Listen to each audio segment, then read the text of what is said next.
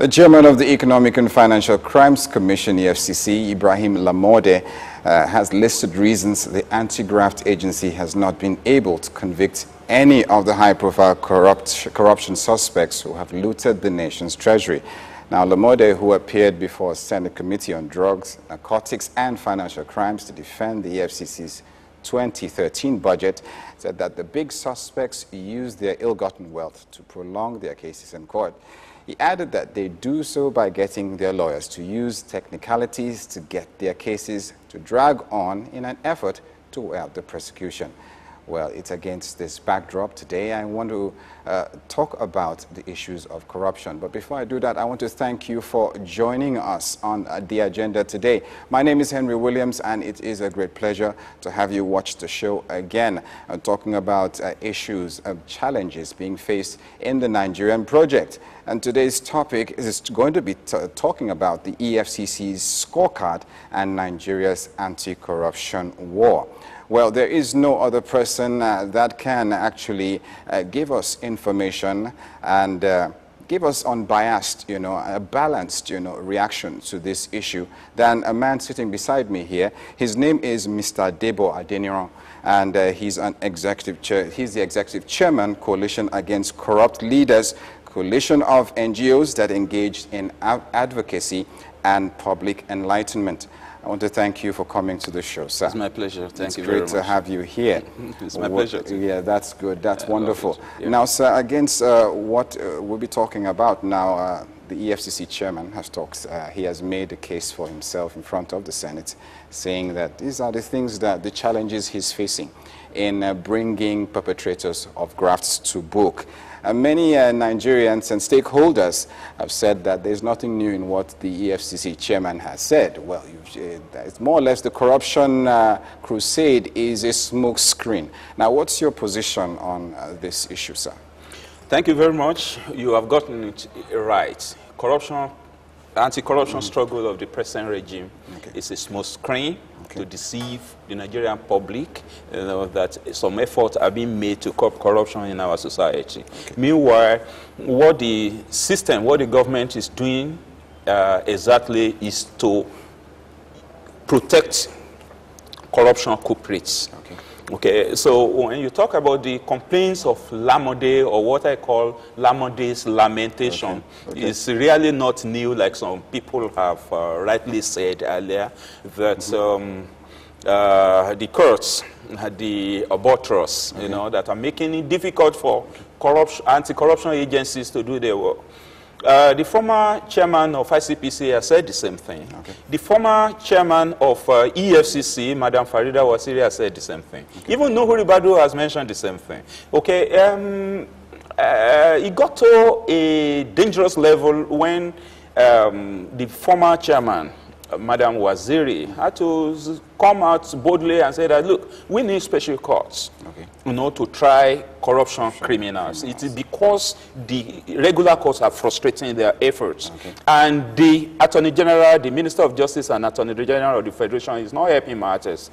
It got to a stage when, in the days of the former Attorney General, Minister of Justice, Michael Adoka, he said he was going to merge, EFCC, ICPC, CCB is Code of Conduct Bureau, and so on and so forth, and that they should come to him to take certain permissions before they go to court. Now, the present Attorney General has repeated that, saying that EFCC or any anti-graft agency should not prosecute any corruption criminal wherein more than 50 million naira is involved or that has international dimension. That essentially means that anti-graft agencies cannot do anything without its authority. And remember, when this Attorney General came, what he preoccupied himself with was to go around the courts, withdraw several corruption cases, and refusing the anti-graft agencies to prosecute cases in court. So basically what I'm driving at is that it is not only the courts. The authority that control the courts are also problematic. Because look at anti-graft agencies, when they identify culprits, they investigate them, they spend money, time, they risk their lives, you know, in carrying out these investigations. And by the time they come back, an attorney general that is sitting in his office says that he wants to appoint lawyers that are going to prosecute the cases, and that the case file should be brought to his office. That is an anticlimax, okay? Because if you didn't participate in the investigation of a case, you cannot prosecute it successfully. And most of the time, they tell you what charges to prefer against these corrupt criminals. You're saying this is the practice of how corruption cases are prosecuted. Exactly, that is how they are being treated. So even before they get to court, there are so many landmines that have been planted on the way of the anti-corruption agencies. Now, when it gets to court, remember that it is the same executive that appoints, that creates the court, that appoints the judges. And the judges are like drummers, okay? They have to drum to the tune dictated by their, their paymasters. So basically, they do just that. And there are several examples which I will cite. You know, the case of Anosike brothers, they were the one who plundered the property of Daily Times of Nigeria. And the Attorney General went to Ikoyi, that is Federal Court, Ikoyi here, tried to withdraw the case. It took the judge, I forgot the name of the judge, to insist that he had a good case in front of him. That is not going to allow the Attorney General to withdraw it.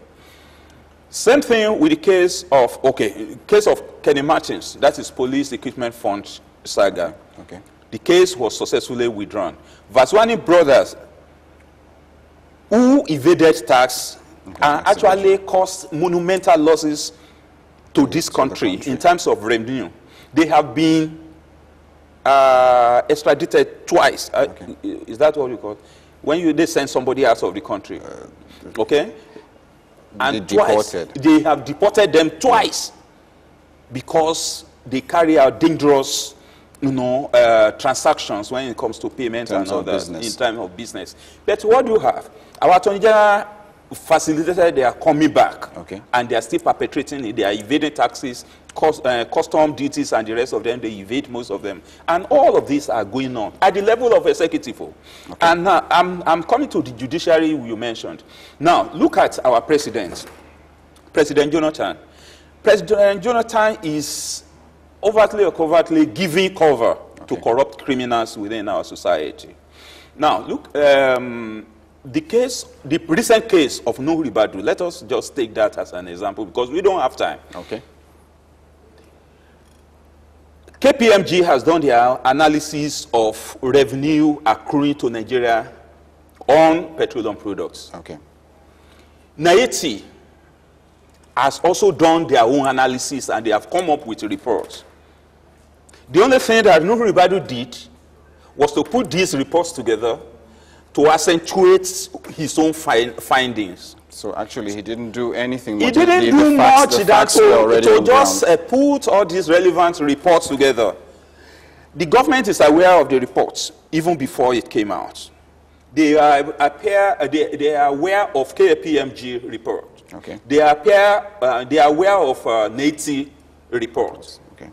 And the Minister of Petroleum Resources, Desani Alice Madueke, has Ribadu's report since August, 3 months before it was formally presented. She didn't want it to see the light of the day because NNPC, upon which she sits as the chief executive, is the chairman board of NNPC, was indicted. Now, but a moment, sir. She was also responsible for appointing Ribadu to do that report. And I want to believe that in the first place, appointing Ribadu, they knew was going to do a good job. So the argument here is that if they didn't want that report to see the light of day. They didn't want something that was transparent and meticulously carried out. Ribadu wouldn't have been chosen to do that project. I will not answer your question straight away. Okay. They put the committee in place. I mean, the task force in place. Okay. They said it should report to the Minister of Petroleum Resources. Okay. They appointed 16 other members to join Ribadu. 13 of them were given appointment while the task force was sitting. They gave them appointment not only in the petroleum sector, because Benadotti was given appointment at NNPC, Steve Oransoye was given appointment at NNPC, Okay. some others at the level of the Nigerian Port Authority, some others at different other levels. Only about 5 of them didn't get. It tells you what they wanted to do. Okay. They wanted to use Ribadu's credibility. Okay. At the appropriate time, dump him. They thought that Ribadu would have been cowed by the humiliations they have exposed him to in the past. Okay. They thought that Ribadu was hungry. Okay. They wanted to give him money. Okay. But Ribadu said that, look, it is the conscience, it is my conscience that is working, not the money that you are going to pay me. So basically, they didn't mean well for that task force ab initio. And that is all the commissions they have set up. All right. None of them has actually come out unscathed. No chairman of any of the commissions that came up with indictments of people in the government that came out unscathed. Okay. And even in the House, the commissions, the panels set up by the National Assembly, most of them have always the hunted hunter. I mean, the hunter becomes the hunted. Okay. Starting from Udidu Elumelu's power sector. All right. Let's we not should not go into details of that. The list is endless here. The list is endless. Okay. Now you've made it very clear that it seems the government itself doesn't have the political will to carry out, this corruption fight. You got it right. Okay. They don't have the political will at all. Okay, if that is your take. Now, let's look at the EFCC, because we want to, it's more like a scorecard of their performance so far. Right. Okay, and we want people to understand, okay, how far, what has the EFCC been able to do so far? Surely they should have made some progress in the past few years. Well, according to this report, it says the agency, according to Lamode, has recorded 200 convictions in various courts across the country, but confirmed that none of them involved high-profile suspects. That's right. Now, this is the bone of contention here. That's right. Most of the cases are not high-profile. So right. the big guns, or the ones with the big money, like somebody steals 2 billion and gets a son to defend him on, and definitely he can't get himself off the hook. At the least prosecution, maybe he can get 6 months and he's out. Now, how do we stem this tide? Because it seems that it's become very endemic now in the system. Where do we start in this Now, let me tell you some stories about the EFCC. Before ICPC was SFU, that's Special Fraud Unit of the Nigerian Police Force, was established in 1990 or thereabouts. Okay. Then, when the former president, Olusegun Obasanjo, came, we discovered that SFU had not secured up to 10 convictions since 1990. Then he set up ICPC. Okay. ICPC was like a tethered, dog. Okay. Okay, you don't allow it to move. Then you set up EFCC in 2003. The first chairman of EFCC was ambitious, and that was Madam Nuhu Ribadu. He had the singular opportunity to set up EFCC and manage it his own way, and that's why he was able to make the amount of progress that he made. When he decided to step on sore toes, big toes, he was sent to Kuru against his wish, and from there was retired, or actually was dismissed, and later retired unceremoniously. they tried to humiliate him, but they ended up humiliating themselves. Okay. Now, they believe that, oh, maybe because he was a young man, he didn't have anything, moral ground to curtail himself and all that. They brought in Madam Waziri. They thought that Waziri was so malleable. They pretended as if they were doing her a favor. Remember, she was a retired AIG. Okay. She also had conscience. Unfortunately, she was coming after a chairman, that a predecessor that everybody believed had performed so, so overwhelmingly good. She came at the wrong time. She would have been the best chairman of EFCC that we ever heard. She was working against, against his boss. You are saying she was trying to do the job, actually. She was trying to do the job because she's not answerable to any of the bosses in the police force, okay. Unlike Ribadu. They couldn't send her to Kuru. They wanted to humiliate her too, but they didn't have their own way. They tried to frame her up. You know, Ribadu has earlier said that when you fight corruption, corruption fight back. So this woman also was fighting corruption. He was made answerable to her juniors. And these juniors wanted to humiliate her. And that was the time they said she should come cap in hand, okay, to prosecute corruption cases in court. And some of the cases she has tried to court, they wanted to withdraw it. And they messed up the case of the former governor of Delta State in Nigeria, which she was actually prosecuting despite all the landmines on her way. Remember, Chief Ibori was to be prosecuted in Kaduna. All right.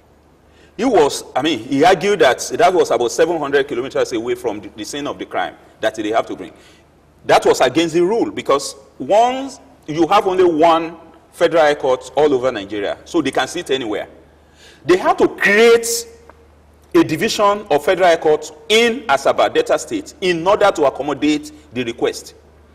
And during the interrogation of Ibori, during the investigation, okay, the present governor was queried. The present deputy governor was the secretary, attorney general of that state by then. They were queried along the line because I have, some bank statements of Professor Amos Ituama's accounts. Okay. We are needing some money moved from government to private individuals. So I have no reservation in saying all this. You have statement of the accounts, okay, some of these facts. Now, it is the same secretary to the government then, that is the Chief Emmanuel Uduaghan, okay, who donated the house where the court was sitting. An accomplice, alleged accomplice. Alleged. 2, he is still the same person who donated the house where the judge, Mr. Justice Marcela Okulenyi, was living. We wrote to NJC that no justice is expected in that environment. When people that have been indicted are donating places where courts are adjudicating in their own cases. Of course, at the end of the day, the rest is history. It was CACOD that petitioned the NJC that made the judge to claim that he wanted to err on the side of caution, and they suspended the ruling about 3 times. As a matter of fact, the same petition stopped the case in the UK twice also, because they were expecting that the case in Nigeria will accentuate what he wanted to do. Okay. But what they wanted to achieve in Nigeria is that they wanted to say, oh, if stealing didn't take place in Nigeria, money laundering couldn't have taken place in the United Kingdom. Forgetting that the lawyer, the concubine of the gentleman, the wife, and some other consultants have been jailed already for money laundering, and the name of the culprit, the main culprit, has been mentioned. So they are not full there. Okay. The lawyers of the gentleman in the UK only advised him that, look, if you continue to drag this thing, this is not Nigeria. If you drag it, you are not going to have less than 20 years behind bars. Why don't we just end it by you pleading guilty? You know that your witnesses, those who should ordinarily will have witnessed against you are already in jail. So that is a concluded witnesses against you. Okay. And that they cannot continue to prosecute the bad case because they are also, unlike Nigeria, they knew that if they continue to pursue bad case, they are likely to lose their wig and gown. Okay. So they didn't want that. Okay. And that is why he had to plead guilty. In all this, So I'm saying that the problem that confronted EFCC in Nigeria, okay, that prevented it from successfully prosecuting Ibori, okay, exploded on their face in the United Kingdom. And that is why we have what we are having. It is the same charges that is brought out 10 of it that the gentleman pleaded guilty against. So it is not as if the anti-graft agencies in Nigeria are not working. Okay. Let me tell you this. ICPC, EFCC, SFU, CCB, that's Code of Conduct Bureau. Okay. They have less than 3,500 staffers. 4 anti-graft agencies throughout a country that houses 167 million human beings. So you're saying they're underserved? So they are underserved, and now the National Assembly is threatening that they are going to give them 0 allocation. Why? Because they don't want their colleagues. If Ibori had stayed in Nigeria, he would have become a senator. Okay. Let's take a look at this situation right now. Clearly, from what you have said, the officers of the bench are more or less culpable in the whole this messy situation that we find. Some ourselves. Of them, not all of them. Okay, not all of them. Now, do you think that there is an issue that the legal profession right now, the legal sector, you're talking about our legal system has to be restructured in a way that it will make them autonomous? Because right now it seems that there are loopholes in the legal system that allow these people to get off, you know, without... Definitely, I'm sorry, definitely there are loopholes. Yes. The loopholes are actually wider than the regular, entries, because almost all public exposed persons, they explore legal technicalities to prolong their cases. Because there is no time limit yet for you to adjudicate over corruption cases, and that is wrong. Okay.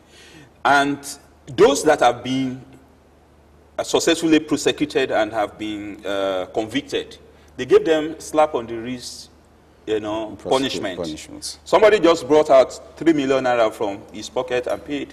Somebody was asked to spend 6 months behind bars. She ended up, after looting more than $1 billion, ended up spending, for the first time, a court of law has to prescribe where somebody should be jailed, saying that she should serve her jail term in a hospital. All right. What is expected of a court to pronounce is just this fellow is sentenced for this number of years, not to determine where the prison service should make her serve the jail. Okay. Let me halt you there for a moment. Now, the FCC boss, however, has said his agency has established the assets forfeiture department that would ensure the forfeiture of the property of any high-profile suspect arrested by the commission. So to reduce the financial capacity of such to frustrate the corruption crusade. Now, what do you think that? Do you think that would be effective? He hasn't got a law to back him up. Okay. The so asset forfeiture he's just blowing hot or cold. He's just blowing hot. Although EFCC has some powers to freeze bank accounts of some of these people. Okay. But there are some loopholes that may not allow them to confiscate the assets, except that which has been established to have been acquired through the process of corruption. Okay, and that is a problem. And the problem EFCC is having with the National Assembly now is to have laws that will back it up on this asset forfeiture law, act, that will make it easier for them to work. But it doesn't matter, even if they have that law passed. Okay. These people work like a cartel. Like when you have petroleum barons, you have drug barons, you have all of these barons. So you now have corruption. They have a network. Okay. So if they know that your asset has been seized, there are police of such a culprit that has not been arrested yet, they will fund such things. The only way we can go is to ensure that the Section 7 of EFCC Act is given life into, that allows them to query anybody who is living bigger than his legitimate earning would have procured for him. Or should we put it this way, that we should bring back the law that says maybe a public officer now should declare his assets before and after he leaves office? That is subsisting. That is the Code of Conduct Bureau. As a matter of fact, is it being carried out? Yes, that is the problem. The Code of Conduct Bureau even has more powers than other anti-graft agencies. They can even prosecute a sitting governor if his asset declaration becomes questionable. But what? They will tell you that they have fewer staff than the work ahead of them. When you declare your assets, they don't have means of verifying because they don't have enough personnel to go around to verify these assets. Do you think that this excuse is concrete enough? It is concrete because, look, if you have to interview, supposing we are here and you are not there, we can work. If your organization does not have you as an interviewer, you can't work. This thing will not work. I will not be talking to air. So this is the same thing. They have less than 500 staffers. So what we should do, what we are saying is that we have identified that the system lack political will. And that is why they are underfunding, deliberately underfunding these agencies and overfunding other agencies. The executive are overfunding themselves. The legislator is being overfunded. And when you hear about jumbo salaries and all that, recently we hear some billions, trillions of naira being paid to fictitious accounts of oil importers that never imported anything. I'll hold you there for a moment, sir. We want to take some reactions from people who feel passionate about this same issue, and we'll take that now. When we come back, we'll continue with our discussion. Stay with us.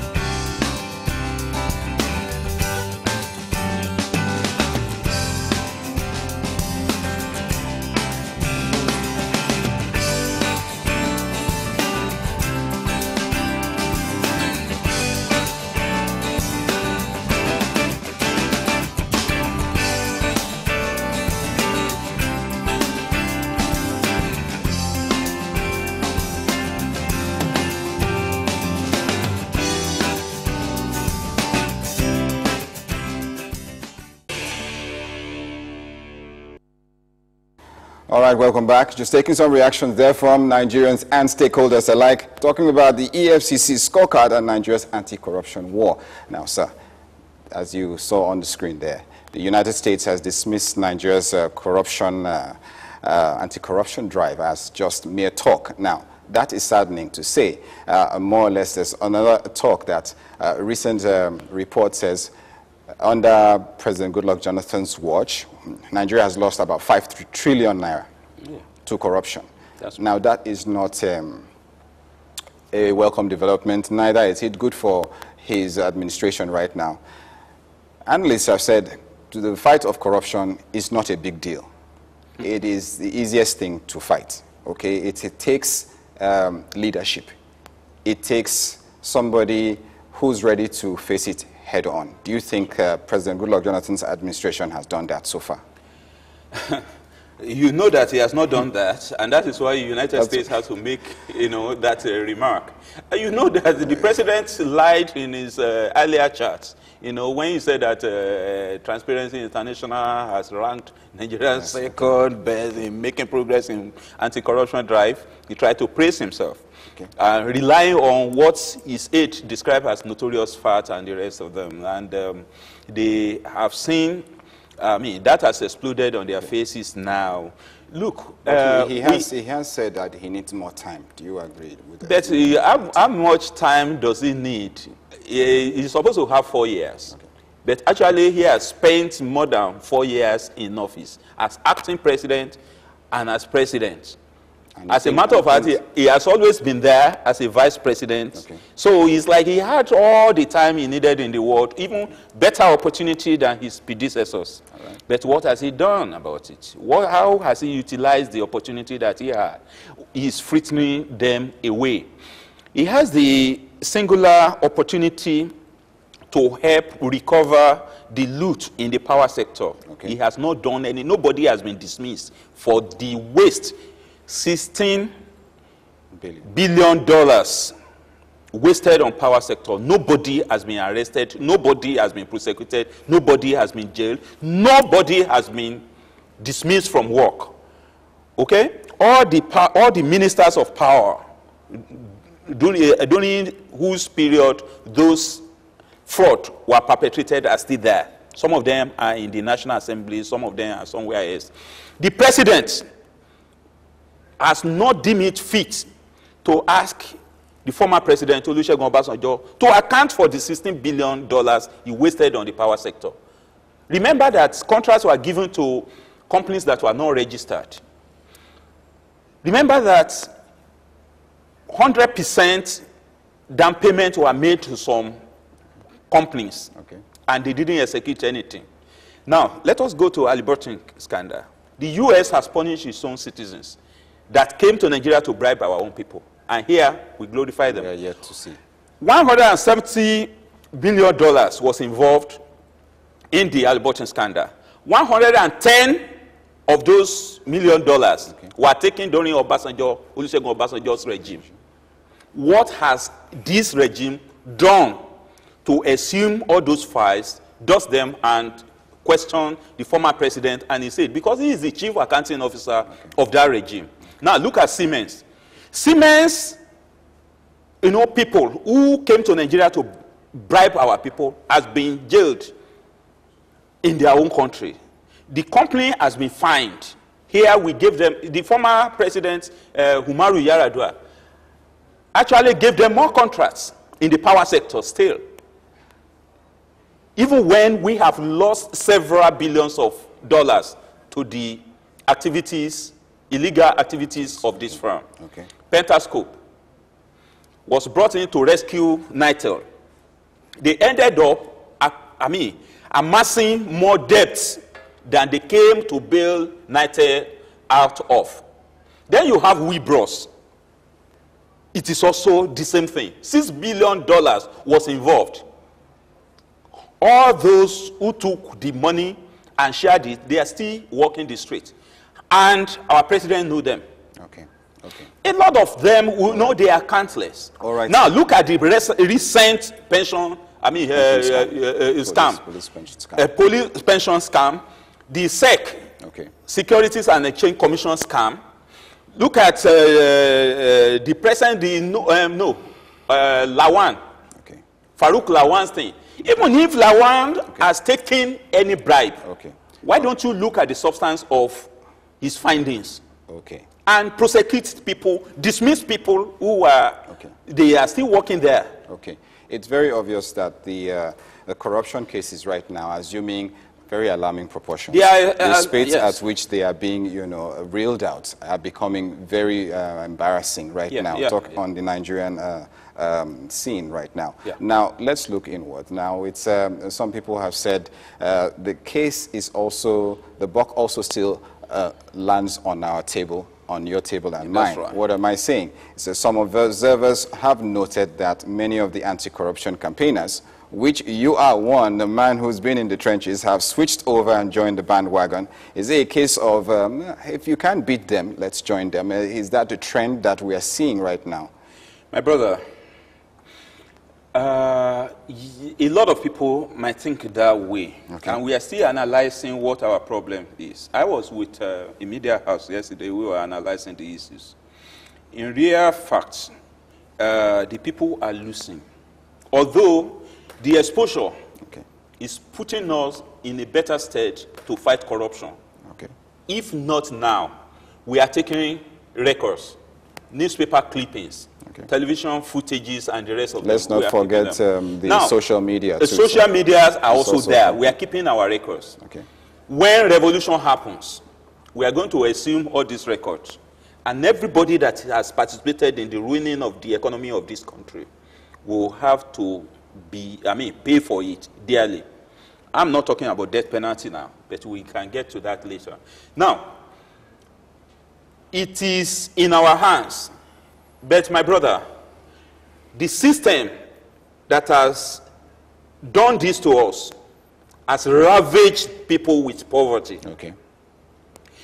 Many people, when things were relatively better, have developed families, large family at that. They didn't accumulate property, not knowing that their tomorrow will be what we are witnessing now. They were subsistence people, thinking that they will always have incentives to do their work and all that. Those things are just vanished overnight. They can no longer pay their children's school fees because school fees has gone to the sky. Even in states where they claim they are running progressive governance. 300,000 naira per semester. It's not easy to come by, even by civil servants. So things go awry. People wanted their children to go to school, but they couldn't afford it. So this is why people wanted to face sources of their income rather than. Then Nigerian youths have been disoriented, they have been mal-educated, they have been under-educated, underexposed. Many of them do not even know that they have rights to fight for their own rights. So because of this, it becomes difficult, unlike in the 80s. It makes them easily manipulable. Easily manipulable, easily corruptible, and all that. The election periods and all that. And that is why many of them are ready to just take anything. But the media houses are not exempted. Many of editors and producers of programs like yours have been bribed to keep that conspiratorial quietness, that they should not report certain things and you are not going to see them except in the social media, which does not permeate some sections of the country. So when you now visit frustration on people, they fight back. And that is what you see in Boko Haram.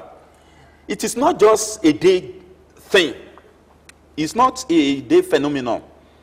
It is something, a kind of time bomb that took several years to inflate. These people have been condemned into the Almajiri life. And their leaders thought that they can only see that they don't think. But there are a few of them who thought that these are the causes of our own misery. And that is why they try to deal with them. Believing that it is the Western education, their exposure to Western education, that made it possible for them to continue to repress them, and making them to remain hewers of wood and fetchers of water for their own children.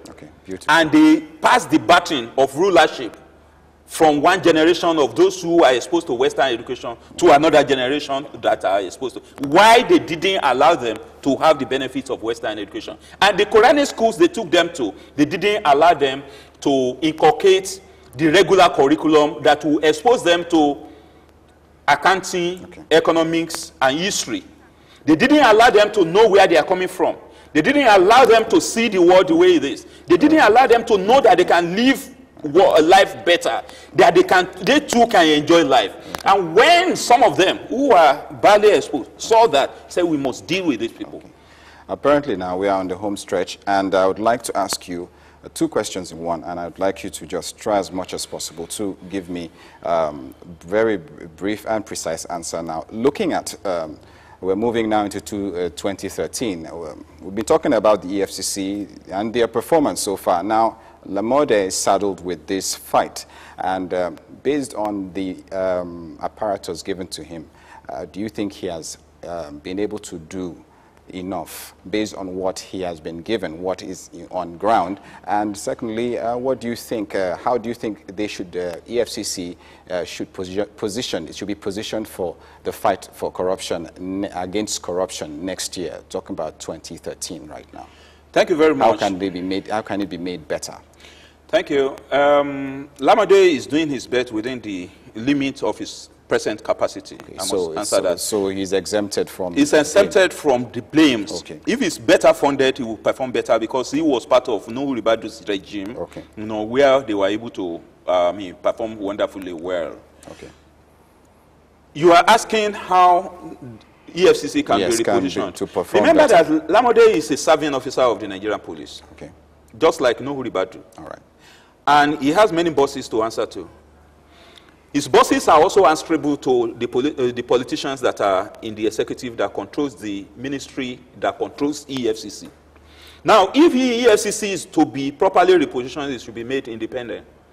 His budget should be funded from the front line, you know, budgetary, from the federation account directly. And they should be given free hand to prosecute whoever they want to prosecute. And maybe special courts should be established for them. They don't need to go to, for rocket science to establish special. You should just designate some of the existing courts as courts to try corruption cases and give them time limit to prosecute it. And well, maybe in future, after Lamorde, because Lamorde is a fine officer, is a fine professional, doing his best within the ambit of the law and what he had. But the system should not allow serving officers to serve at that level because you know politicians and corruption culprits, they can go any length to. Even judges are not free from this. I'm afraid so, we've run out of time, and I really want to thank Mr. Debo Adeniran for coming on the show. It's been a very wonderful time with you. We've been talking about EFCC's scorecard and Nigeria's anti-corruption war. How has it been? What has the journey been so far? And you've heard it from Mr. Adeniran here. He's been telling us so much. Thank you very much for coming on the show, sir. I hope we will get to see you again some other time. And as I continually say, Nigeria remains one of the most corrupt nations. And if we must restore the nation's image, which has been damaged by graft, to its once enviable status among the Committee of Nations, all Nigerians of good conscience must liaise with all anti-graft agencies and not leave it to the government alone. Until next time, my name remains Henry Williams, and I look forward to seeing you on another episode of The Agenda when we bring you another very engaging topic. Stay blessed.